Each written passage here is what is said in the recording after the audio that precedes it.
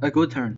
Chip had joined the Cub Scouts. Nadine was a leader of a patrol called the Six. They were playing a team game. They had to pick up blocks using an elastic band and 4 bits of string. We must all keep the tension the same, said Chip. So pull together. The cubes carefully placed their elastic band around a block and pick it up. They had to make the tower of 6 blocks. The first team to build one was the winner. Just as they were about to place the last block on their tower, it toppled over. Oh well, we came in last, said Nadine. Taking part that counts, said Wilf, but I still wanted to win. The Cub Pack leader, Akela, called the pack together. Tonight is special, he said. We are going to invest Wilf and Chip, and they are going to make their Cub Scout promise. Chip and Wilf had learned the promise by heart, but Chip was still nervous in case he had forgotten it. They said it together. The promise was about helping other people and keeping the Cub Scout low. What is the Cub Scout though? Asked That's easy, said Chip, but Cub Scouts always do their best. Think of others before themselves and do a good turn every day. Said Dad. A good turn. How about tidying your room? Said Dad. That would be a good turn. No, said Chip. I would only be helping myself. That wouldn't count. You could give us all a sweet, joked Wilf. That wouldn't count either, said Chip.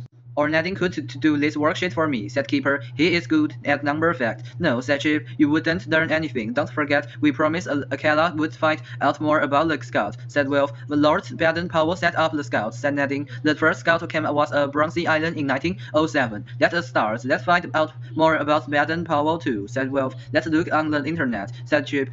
The laptop was in Biff's room. It was on her bed with the mattress key next to it. Suddenly the key began to glow. The key might do us a good turn, said Chip, and take us to meet Baden-Powell. The mattress took the boys back in time to Bronzy Island. See those tents, said Chip. I bet this is the first Scout camp. Well, said Wilf, if we do meet Baden-Powell, we won't be able to tell Akela.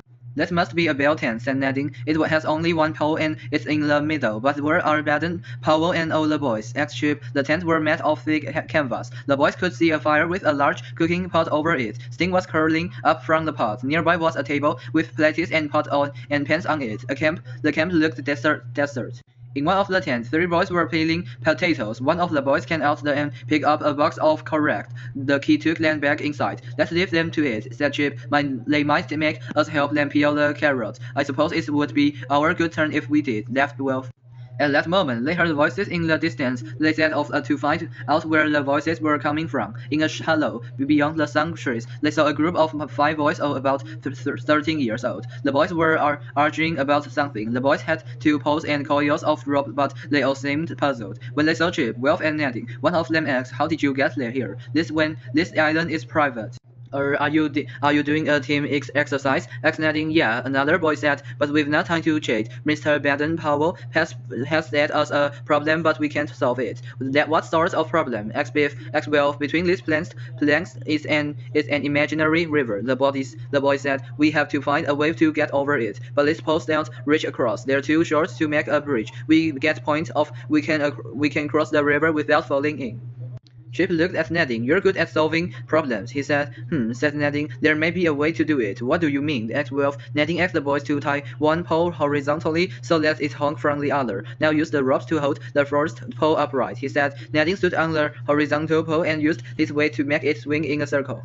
It could work, shouted one of the boys. You're genius. They placed the upright pole in the center of the imaginary river with the horizontal pole on the bank. The first boy edged along the pole to reach the pole in the middle. They swung the horizontal pole round, then carefully moved along it to the opposite bank. As each boy crossed the river, a rope was thrown to the other side to keep the middle pole steady. The boys cheered when they were all across.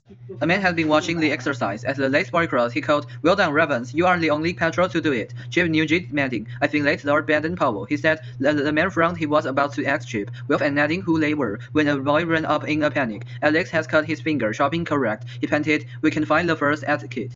I ran to the camp. Baden-Powell looked in a large tin chest. "We've got a first aid kit somewhere," he said. "Where is it?" Chip had some plasters in his pocket. "It's not a deep cut," said Chip. "Put this plaster on it." "Plaster? What is that?" said Alex. "Cops sometimes carry a simple first aid kit," said Chip. "It is best to be prepared." Baden-Powell looked up from the chest. "How did you boys get to the island?" he asked, but the key had glow and the Chip. Wilf and Nadine had vanished. Be prepared," he said. "Well, we kept the Cub Scouts though. We did a good turn," said Nadine. "But if we do a good turn on the Magic's adventure, we can tell anyone," said Wilf thoughtfully. Just then Biff and Wilma came in. "We've been on an adventure and met bad and Powell," said Chip. "Nadine solved a problem and I put a plaster on a cut finger, so we did 2 good turns. Putting a plaster on a cut isn't much of a good turn," said Biff. "At least I had a plaster. I was prepared," said Chip. "But if we do good turns on Magic's adventure and no one knows, do they count?" said Will. "Of course," said Biff. A good turn is a good turn. We found out lot about the Scots and met Baden Powell's, but we didn't find out his first name," said Nadine. "Easy," said Wilma. "It's Roberts. I can think of a motto for Magic's adventures," laughed Chip. "Be prepared for anything."